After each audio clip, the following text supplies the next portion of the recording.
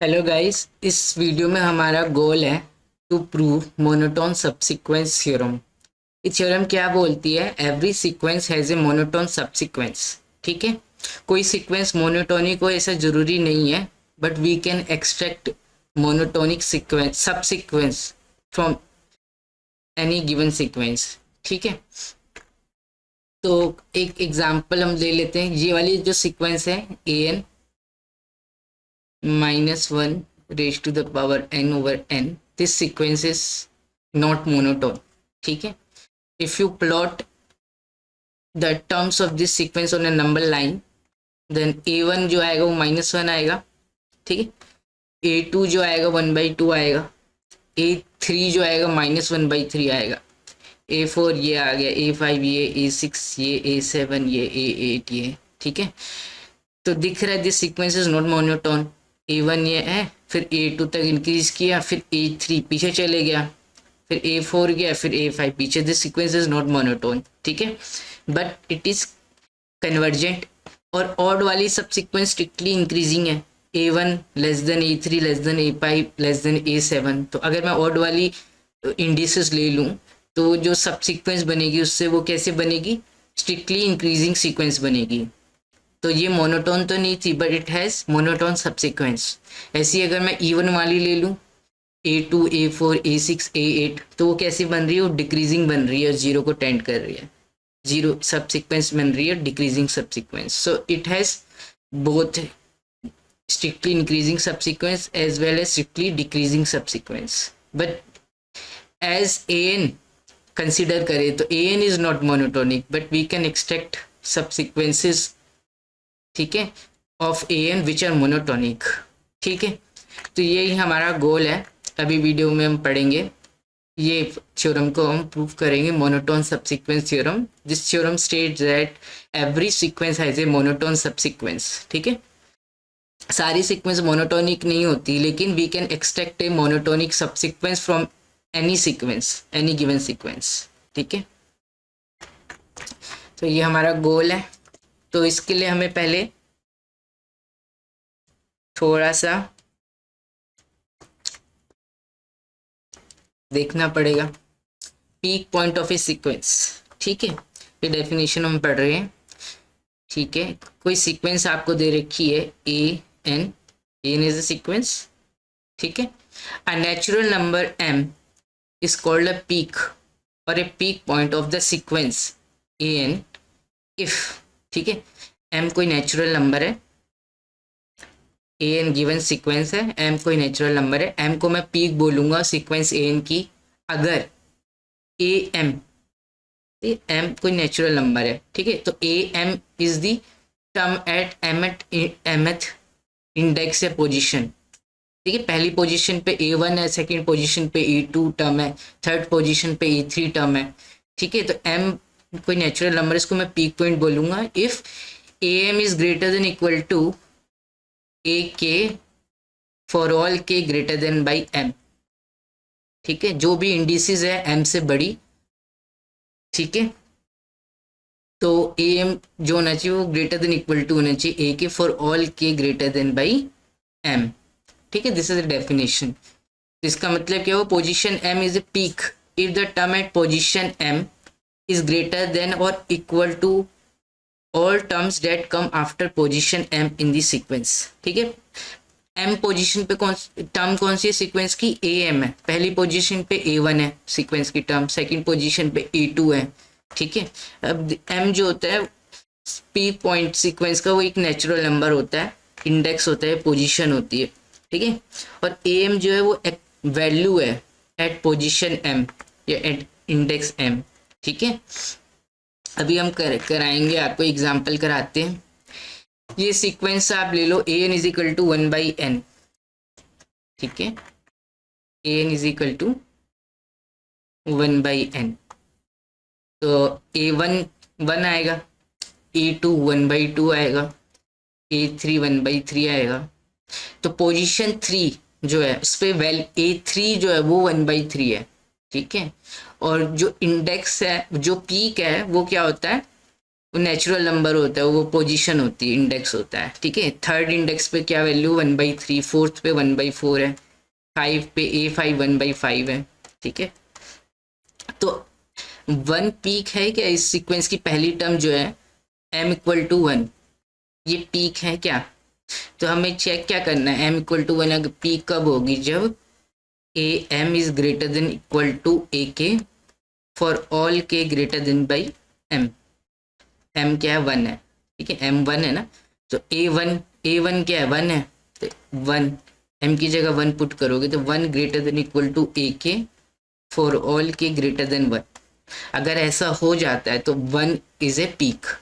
ऐसा है क्या, 1 > है क्या ak for all k 1, k > 1 है तो 2, 1 > a2 है, 1 > a3, 3 भी ग्रेटर देन 1 है, 1 > 1/3 है, 1 > 1/4 भी है, 1 > 1/5 भी है। मतलब कि 1 जो है जितने भी इस इंडेक्स पे 2, 3, 4 सब a1 > है, ठीक है, तो 1 इज ए पीक, ठीक है। सिमिलरली m = 2, ये पीक है क्या, ये कब पीक होगा, m = 2 जब a2 > ak होगा फॉर ऑल k 2, ठीक है। k > मतलब कि k की वैल्यू 3, 4, 5, a2 > a3 है, a2 1/2 है, > 1/3 है, डिनोमीटर छोटे नंबर बड़ा हो जाएगा, नंबर छोटा, डिनोमीटर छोटा है तो नंबर बड़ा हो जाएगा ना, 1/2 ग्रेटर होगा 1/3 से, 1/2 ग्रेटर है 1/4 से, बिल्कुल है, 1/2 1/5 से भी बड़ा है, > है 1/5 से, तो फिर m = 2 जो भी है वो भी पीक है।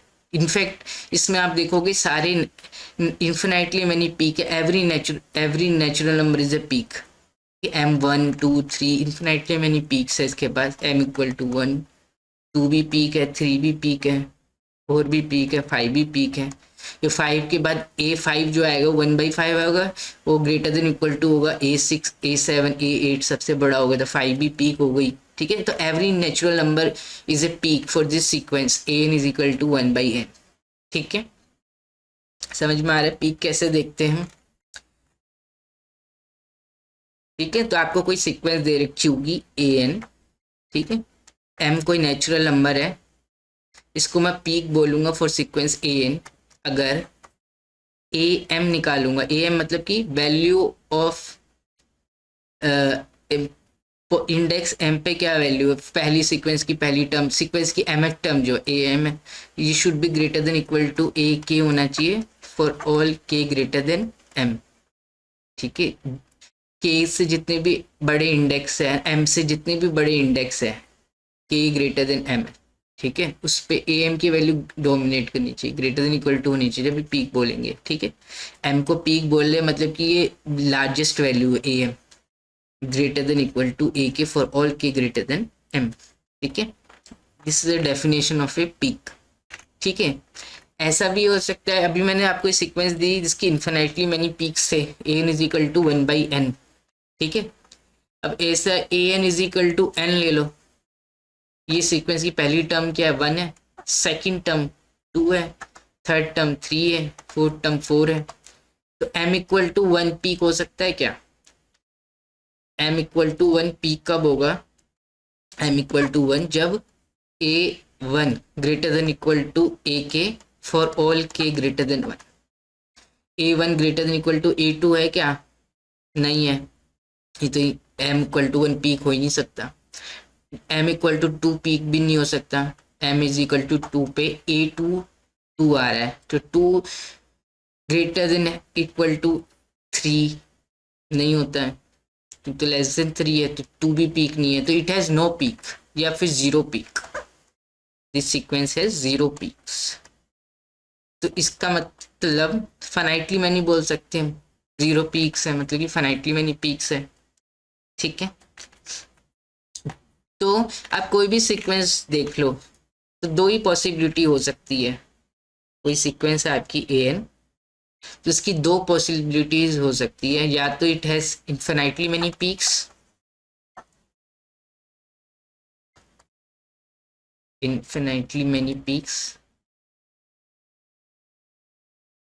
या it has finitely many peaks. आप खुद से कोई भी सीक्वेंस कंस्ट्रक्ट करो, ठीक है, और देखो कोई भी सीक्वेंस ए एन ले लोगे तो दो केस बनेंगे, या तो उसके पास इन्फिनाइटली मैनी पीक्स होगी या फाइनाइटली मैनी पीक्स होगी। जैसे कि हमने लिया था example a n is equal to n, it has zero peaks. Finitely many होगी ना, जीरो, कोई भी पीक नहीं है, ठीक है।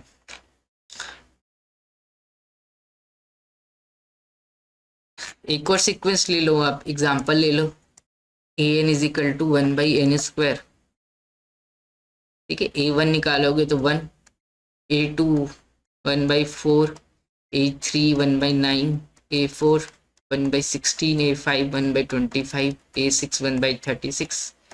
तो वन जो है वो greater than equal, a one greater than equal to a two है, greater than equal to A three है, ठीक है। तो वन भी पीक है, टू भी पीक है।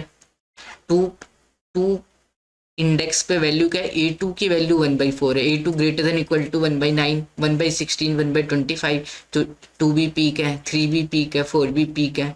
तो इसके पास भी इन्फिनेटली मेनी पीक है। Every natural number is a peak, every m belongs to natural number is a peak for this sequence, ठीक है। और तो इन्फिनेटली मेनी पीक्स आ गई इसके पास भी, ठीक है। तो इसके अलावा कोई केस नहीं बनेगा, ठीक है। तो for any sequence exactly one of these two cases must be true, for any sequence exactly one of these two cases must be true. Case one, sequence has infinitely many peaks, case 2 sequence has finitely many peaks, ठीक है। ये अगर आपको proof ये आप लिख सकते हो, ये प्रूफ है a n is equal to one by n का, it has every natural number n is a peak, ठीक है। दिस प्रूफ है ये तो देख के तो पता चल ही रहा है, लेकिन प्रूफ से ऐसे ही कर सकते हो। For every position n we need to check if a n greater than equal to a k for all k greater than n. अब के ग्रेटर देन एन है तो one by k less than one by n हो जाएगा, तो a k less than one by n हो गया a k, तो a n greater than a k हो गया, ठीक है। तो कोई भी के ग्रेटर देन एन लिया था, ए एन ग्रेटर देन हो गया ए के, ठीक है। तो एन पीक हो गई, ठीक है। इसमें हमने एन पोजीशन एन लिया है, ठीक है। तो हमें शो करना है a n greater than equal to a k for all k greater than n. तो के ग्रेटर देन एन है तो one by k less than one by n हो जाएगा, तो यहाँ से a k is less than a n हो गया, मतलब कि a n is greater than a k हो गया। तो इसका मतलब है every natural number is a peak, ठीक है। एन पीक है, एन लिया है मैंने, ए n greater than a k for all k greater than N. और ऐसा भी कर सकते हो आप, an is equal to n then it has zero peaks no peaks which is finitely many, ठीक है। देख के पता चल रहा है, थोड़ा प्रूफ की तरह लिखा हुआ है इसमें थोड़ा सा, ठीक है ना। तो अब हम पोजीशन में है इस थ्योरम को प्रूव करने की, every sequence has a monotone subsequence, ठीक है। तो case one, a n is a sequence,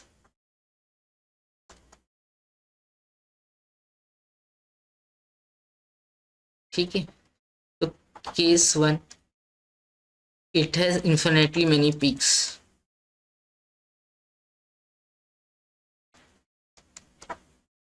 many peaks। इसके पास कैसी infinitely many peaks है, ये सीक्वेंस ए एन है, इसके पास infinitely many peaks है। मान लो एन, वो पीक नेचुरल नंबर होती है ना, infinitely many peaks है, तो n one less than n two, n one less than n three, ठीक है। एन वन जो वो भी पीक है, less than n two less than n three, उसको इंक्रीजिंग ऑर्डर में लिख दिया हमने। वो बहुत सारे इन्फिनेटली मेनी पीक्स है ना, फाइव आ गई, सेवन, फिर मान लो टेन आ गई पीक, तो उसको हम इंक्रीजिंग ऑर्डर में लिख देंगे, n one less than n two less than n three. Each n i is a peak, n one भी पीक है, एन टू भी पीक है। Since n one is a peak, it has infinitely many peaks है sequence की, तो peak को मैंने कैसे लिख दिया, पीक क्या नेचुरल नंबर है ना, तो उसको हम इंक्रीजिंग ऑर्डर में लिख दिया हमने, ठीक है। तो एन वन पीक है, तो ए एन वन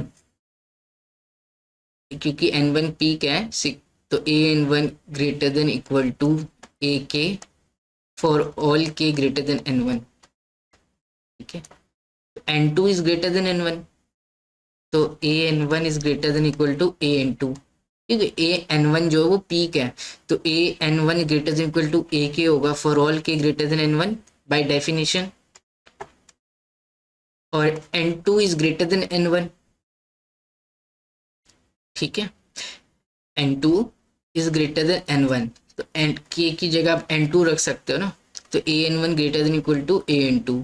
अब n3 is greater than n2 and n2 जो है वो भी पीक है, तो a n2 greater than equal to a n3, इसके बियॉन्ड आ रही ना, n3 ग्रेटर देन n2 है और n2 पीक है, तो a n2 greater than equal to a n3 हो जाएगा। फिर n3 is less than n4, n4 greater than n3 है एंड n3 भी पीक है, तो a n3 greater than equal to a n4 हो जाएगा, ठीक है। इससे आपको क्या मिल गई, ये n1 स्ट्रिक्टली इंक्रीजिंग ऑर्डर में है, और ये सब सीक्वेंस जो मिल रही है कैसे बन रही है, डिक्रीजिंग, मोनोटोनिकली डिक्रीजिंग सब सीक्वेंस बन गई अगर इन्फिनिटली मेनी पीक्स है तो, ठीक है।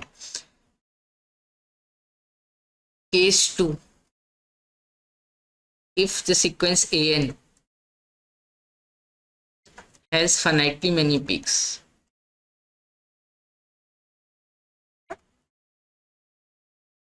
ठीक है। finitely many peaks है सीक्वेंस an के पास, finitely many है, ठीक है। तो let the largest peak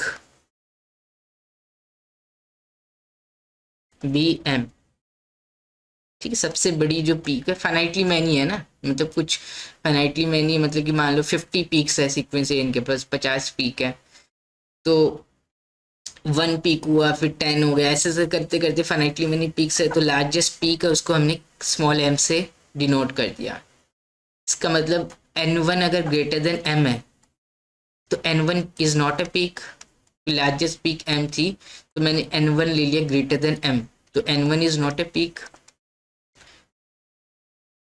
n1 peak नहीं है, ठीक है। n1 पीक नहीं है तो क्या होगा, एक n2 मुझे मिलेगा ग्रेटर देन n1 सच दैट an1, n1 जो है वो पीक नहीं है, ठीक है।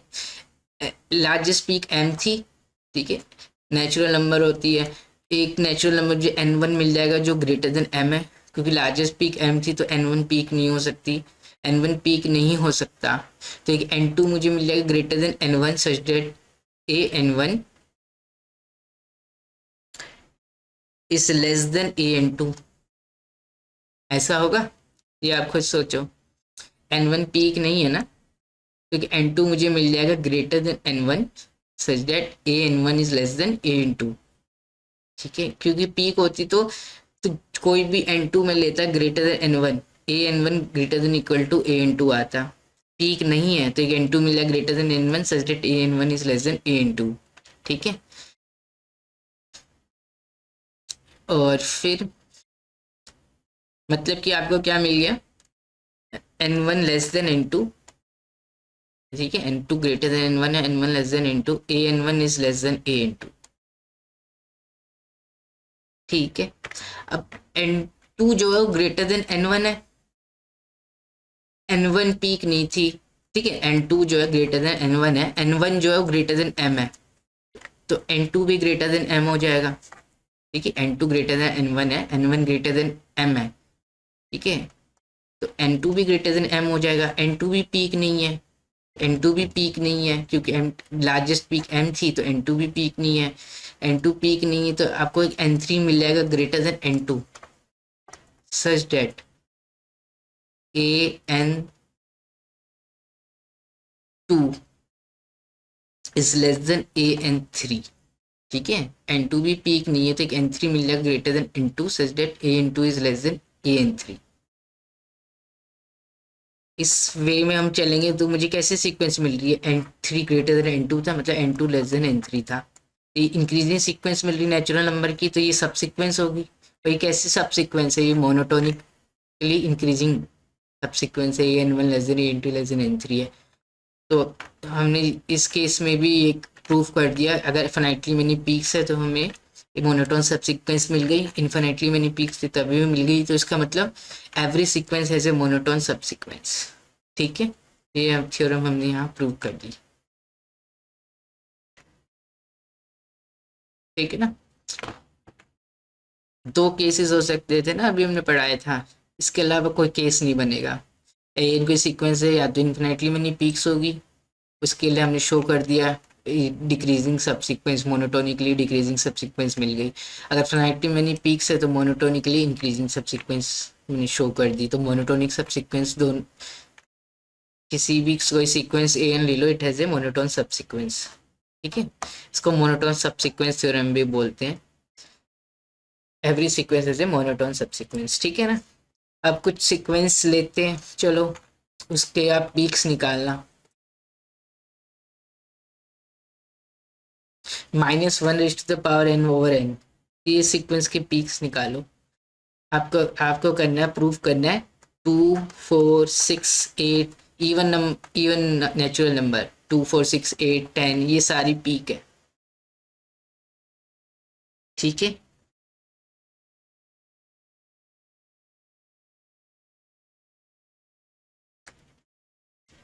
ये सारी पीक है इस सीक्वेंस की 2 4 6 8 10 A2 A4। तो ये पीक है, इन्फिनिटली मैंने पीक है, 12 भी पीक है, 13 भी पीक है। तो इसकी जो सब सीक्वेंस बनाओगे वो कैसे बनेगी, डिक्रीजिंग बनेगी, मोनोटोनिकली डिक्रीजिंग सब सीक्वेंस। अभी हमने प्रूफ किया था ना, कोई सीक्वेंस की इन्फिनिटली मैंने पीक्स है तो वी कैन एक्सट्रैक्ट सब sequence from it which is monotonically decreasing. तो इन्फिनिटली मैंनी पीक्स है एवरी 2 4 6 8 10 12 14, 13 की जगह 14 16 18। ठीक है, 2n m equal to 2n, n belongs to natural number is a peak.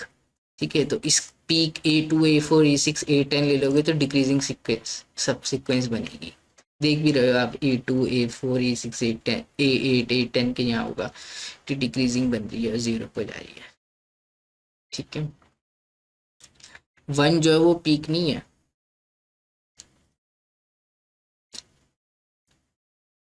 -1 है पहली टर्म, और ये greater than equal to A2 नहीं है ना, लेस देन है। तो A1 1 m equal to 1 is not a peak. A1 1 आ रहा है, और अगर पीक होता तो A1 -1 आ रहा है, सॉरी A1 -1 आ रहा है, तो -1 should be greater than equal to a k for all k greater than 1। ये तो नहीं है, के को 2 ही ले लिया तो A2 -1 greater than equal to A2 है ही नहीं, तो 1 पीक नहीं है। 2 m इक्वल टू 3 पीक है क्या, ये भी पीक नहीं है। A3 पे -1/3 आ गया, और इवन नंबर एक तो मिल ही जाएगा ना इधर, जो उससे बड़ा होगा सबस्क्रिप्ट में 3 से। A4 ले लो, A8 ले लो। ठीक है ना, A8 से greater than equal to A8 है क्या, ये नहीं है ना, तो ये भी पीक नहीं है। ठीक है, इसको वीडियो को यहीं एंड करते हैं, नेक्स्ट वीडियो में देखते हैं कुछ पढ़